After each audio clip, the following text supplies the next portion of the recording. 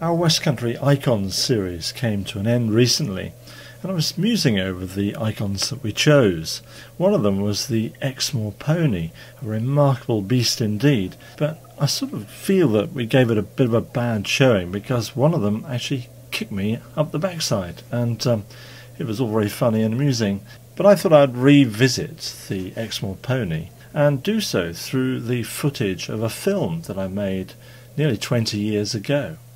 There's a well-known story on Exmoor that says a lot about the National Park's remarkable indigenous horse. It's about a farmer who took pity on a herd of these hardy beasts during the terrible blizzards of 1962-63. Thinking they'd probably starved to death in the deep snow, he dragged some bales of hay onto the moor for them to eat. The ponies poked at the bales with disdain and without taking a single mouthful, marched back into the wilderness. Now, to me, there's no better sight in the West Country than to see a herd of wild Exmoor ponies right out there on the middle of the moors.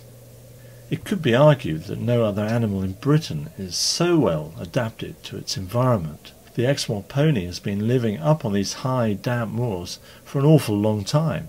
They were foraging the hills long before the first humans turned up 8,000 or 9,000 years ago. The Exmoors are believed to be more closely related to the original wild horse than any other equine creature alive today, with the exception of the extremely rare Przewalski's horse. A zoologist showed me 3 equine leg bones for my TV documentary. One belonged to some unknown modern pony, another belonged to a recently deceased Exmoor, and the third was the fossilized bone of a horse that had died some 40,000 years ago in Alaska. The latter 2 bones were almost identical. You really couldn't tell the difference between the Exmoor and the ancient Alaskan horse. One of the remarkable things I learned while making my film about the Exmoors was that they were deemed to be even rarer than the giant panda.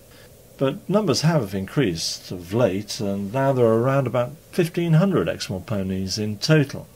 Only some 200 or so of these graze the moors and commons of Exmoor itself.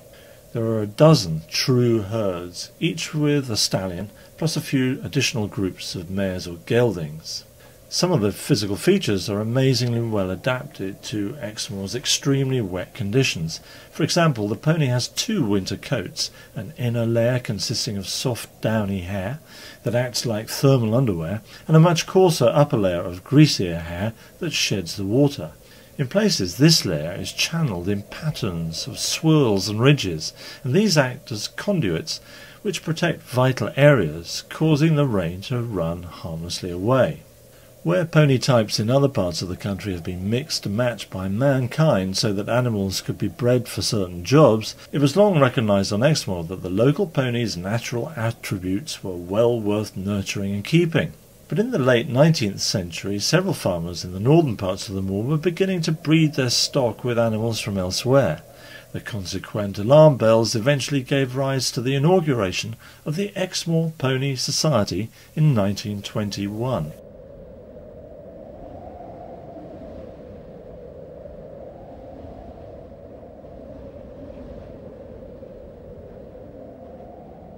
The central core of the purebred ponies live in more or less wild conditions on the moors, but once a year they are rounded up and collected for inspection at local farmsteads on rather exciting occasions called gatherings.